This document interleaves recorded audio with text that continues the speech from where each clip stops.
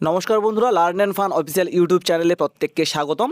তো বন্ধুরা, তোমরা প্রত্যেকেই জানো যে আগামী 22শে জানুয়ারি 2022 মামলাটি শুনানির জন্য একটা লিস্টেড ডেট প্রদান করা হয়েছে। গত 12ই জানুয়ারি যে শুনানিটা হয়েছিল এই 2022 মামলাটিকে নিয়ে, তার পরবর্তীতে কিন্তু একটা ডেট প্রদান করা হয়েছিল, সেটা হচ্ছে কিন্তু 22 তারিখ।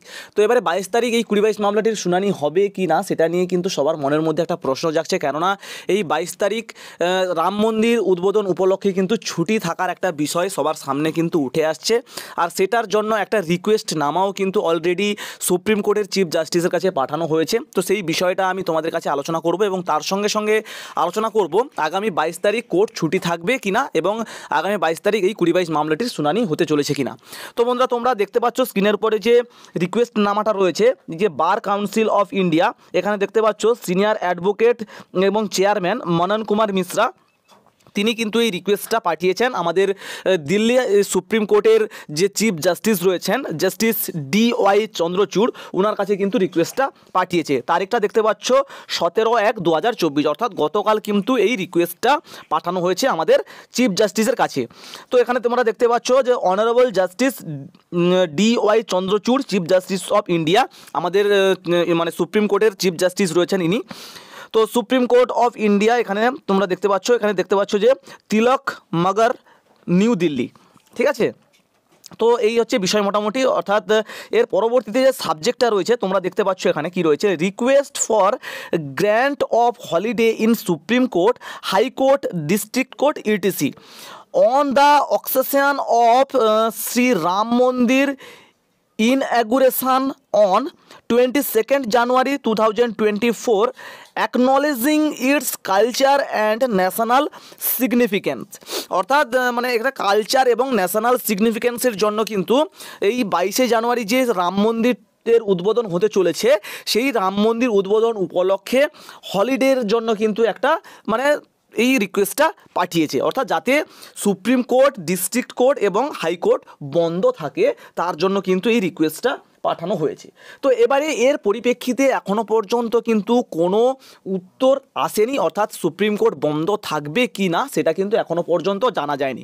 কোনো মানে সূত্র মারফত জানা যাচ্ছে যে কোর্ট বন্ধ থাকবে, সেটা কিন্তু লাঞ্চের পরবর্তীতে, অর্থাৎ লাঞ্চ ব্রেকের পরে আর কিন্তু কোর্ট খুলবে না, সেটা বন্ধ থাকবে। কোথায় কোথাও শোনা যাচ্ছে, আবার কোথাও কোথাও শোনা যাচ্ছে যে না, সুপ্রিম কোর্ট কিন্তু খোলা থাকবে, ওই দিন শুনানি হবে। তো এবার বিষয়টা হচ্ছে, যদি খোলা থাকে তাহলে অবশ্যই 2022 মামলাটির শুনানি হবে, আর যদি না থাকে তাহলে আর কি করে হবে। আর যদি ধরা যায় যে লাঞ্চের পরবর্তীতে আর কোর্ট খুলবে না বা কোর্ট বন্ধ হয়ে যাবে, তাহলে কিন্তু আমি এইটুকু তোমাদের কাছে বলতে পারি, তাহলে কিন্তু 2022 মামলাটি শুনানি না হওয়ার চান্সটা কিন্তু প্রচুর, অর্থাৎ 99.99% কিন্তু চান্স থাকবে না হওয়ার জন্য, অর্থাৎ 2022 মামলাটি শুনানি না হওয়ার জন্য, ঠিক আছে। তো এই হচ্ছে মোটামুটি বিষয়। তো দেখা যাক এর পরিপ্রেক্ষিতে কি উত্তর দেন আমাদের চিফ জাস্টিস DY চন্দ্রচূড় মহাশয়। তো তার পরবর্তীতে অবশ্যই আমাদের কাছে সমস্ত কিছু ক্লিয়ার হয়ে যাবে এবং 22 তারিখ ছুটি থাকবে কি না সেটা কিন্তু অবশ্যই একটা নোটিশ আকারে জানিয়ে দেবে। সুপ্রিম কোর্টের অফিসিয়াল ওয়েবসাইটে গিয়ে কিন্তু আমরা সেই নোটিশটা দেখতে পাবো। তো এবারে কি রয়েছে দেখো এখানে নিচে, I am writing to bring to your statement attention a matter of significance, national and cultural importance of our due consideration। তো এরপরে আরও মোটামুটি প্যারাগুলো রয়েছে, as you are aware inauguration of the Sri Ram Mandir in Ayodhya is scheduled for 22nd January 2024। তো মোটামুটি এই সমস্ত বিষয় রয়েছে, অর্থাৎ 22শে জানুয়ারি 2024 যে রাম মন্দির উদ্বোধন হতে চলেছে অযোধ্যাতে, তার জন্যই কিন্তু ছুটিটা চাওয়া হয়েছে, ঠিক আছে। তো এবারে এর পরিপ্রেক্ষিতে কি রায় আসে অবশ্যই সেটা পেলে তোমাদের কাছে তুলে ধরবো।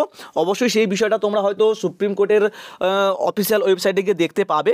তো এখানে মোটামুটি 3 পাতার একটা বিষয় দেওয়া রয়েছে এবং এখানে তোমরা দেখতে পাচ্ছ যে মনন কুমার মিশ্রা, মানে যে এই বিষয়টা নিয়ে রিকোয়েস্টটা করেছে, অর্থাৎ ছুটির বিষয়টা নিয়ে যে রিকোয়েস্টটা করেছে, মনন Kumar Mishra, senior advocate, supreme court of India, ঠিক আছে, chairman bar council of India, অর্থাৎ বার কাউন্সিল অফ ইন্ডিয়ার কিন্তু চেয়ারম্যান রয়েছেন ইনি।